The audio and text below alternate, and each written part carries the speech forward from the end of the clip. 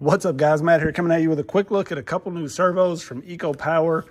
These are both direct mount servos that mount directly to the axle. So there was a bit of an uproar when these came out because they released a day before this.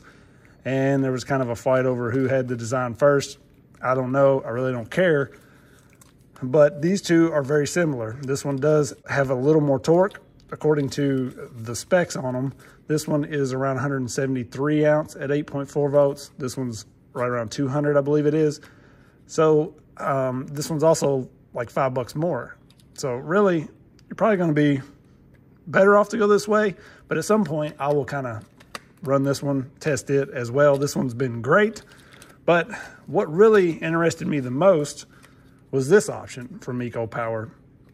And this is kind of their budget version of this. And I thought that was pretty cool because this is coming in at 20 bucks, $19.99. It has the mount set up, so you don't need the mount. It's just gonna mount right on the axle. It has the wire coming out the rear, and it comes with an aluminum servo horn. So if this is solid, it could be a great budget servo for $19.99. Maybe you don't wanna spend 50 bucks. We've got 62 ounces of torque at 8.4 volt. 48 ounce at 6 volt. So, you know, not as much power, obviously. So we're going to get this installed and just kind of test it out to see if this is the new budget servo. Maybe, you know, Emaxes back in the day, to get a actual name brand Emax was around 15, 20 bucks. Now you can get them for basically $3, but who knows which ones are real anymore. They all kind of stink. So hopefully this could be a new budget option. So let's get it installed and check it out. So for anybody who maybe doesn't know, because the SCX24 brings a lot of new people into this hobby, the servo is something that's very simple to change out. It's something really easy for a beginner to start with. This is plugged in directly to the ESC right here, barely any wires. And then you're going to pull this screw out of your servo arm. 2 screws here,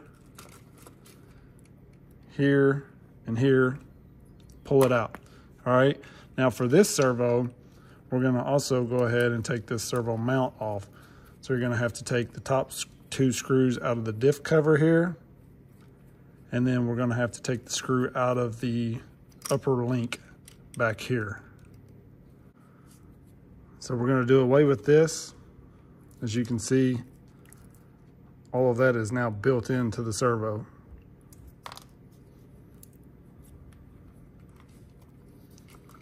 So when you take that top link loose, your front drive shaft is probably going to come out.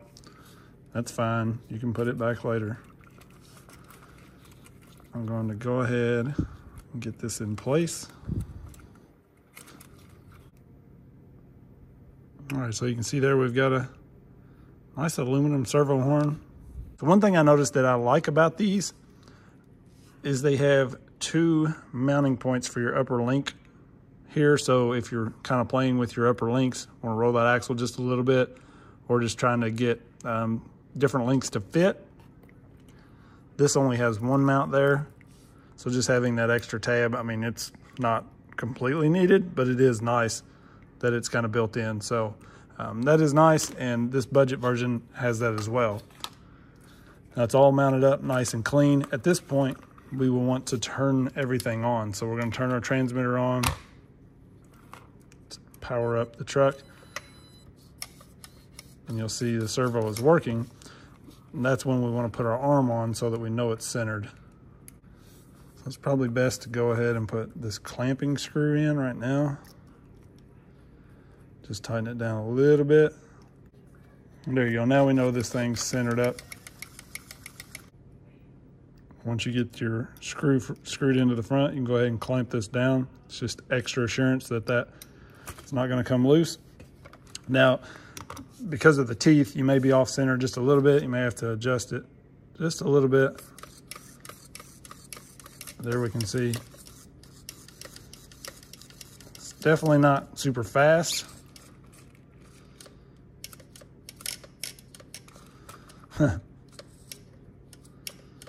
Probably gonna have to get some better links. This may actually be worse than stock, if that's even possible. This doesn't really seem very impressive at all. I'm not really holding that very tight.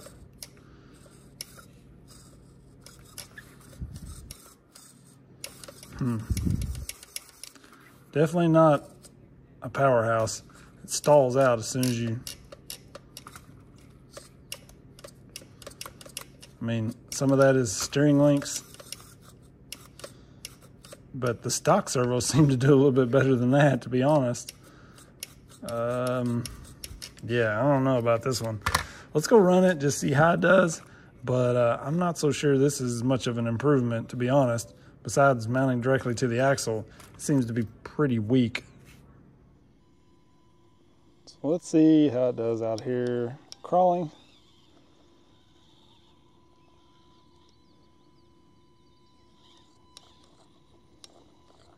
Hopefully it's more powerful than it seems.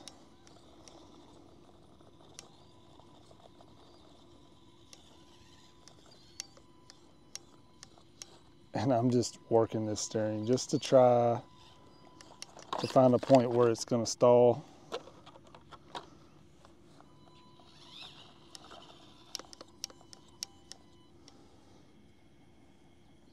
There's my crawling buddy.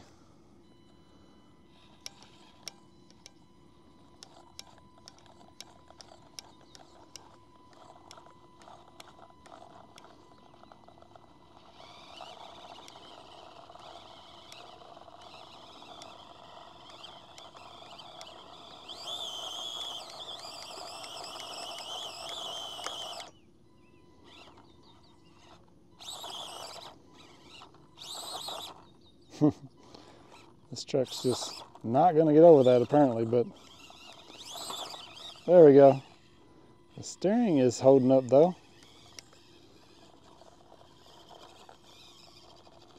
These tires are pretty bad on actual rock.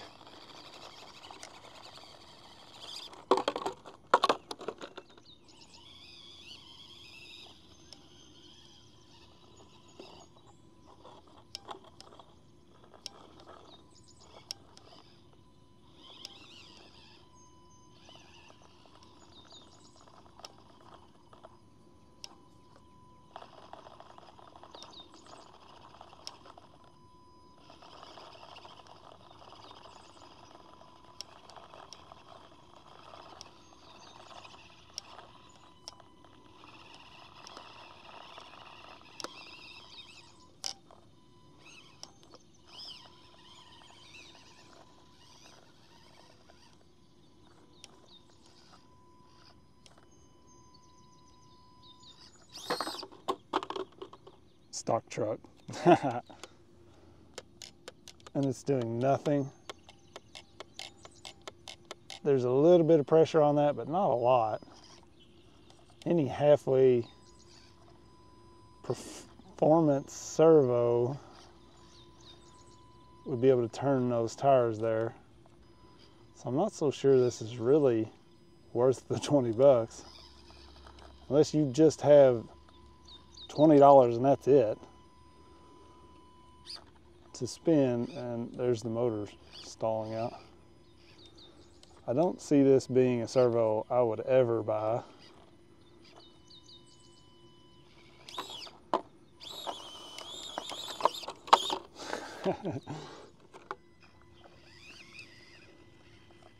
So I think this servo is just okay. It's really not much better than stock in my opinion. Now obviously steering links will help steering on this as well. You've got so much play and slop in the stock links that steering links will help, but if the servo can't do its job, it just can't do its job. And you'll see right here,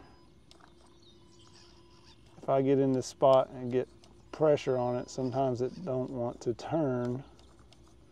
Now it's doing it, but when I come through here a second ago, it would not turn right there. Okay, make a liar out of me.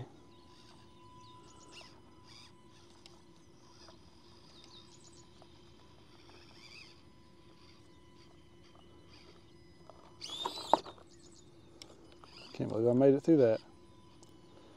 So if you just have 20 bucks to spend, there you go. See, turning right there. Really not in that bad of a position. I mean, it is a little bit pinned there, but it's doing nothing. Now to the left, it will work. To the right, does nothing. So for me, this is not a servo I would ever buy again. If all you have is $20 to buy a servo with, I mean, I guess you could go this route, but I don't think I would go this route. I've seen some people hype this up and talk about it being good because that's just all they ever say. But don't believe everything you see. Just come here, because I'm going to tell you whether it works or not for real. And this is just okay. It's really not any better than stock in my opinion.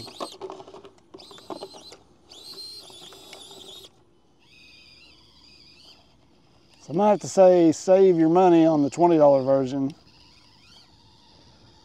There's no way I would buy this again.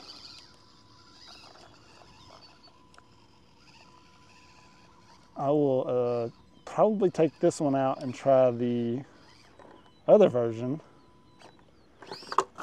at some other point.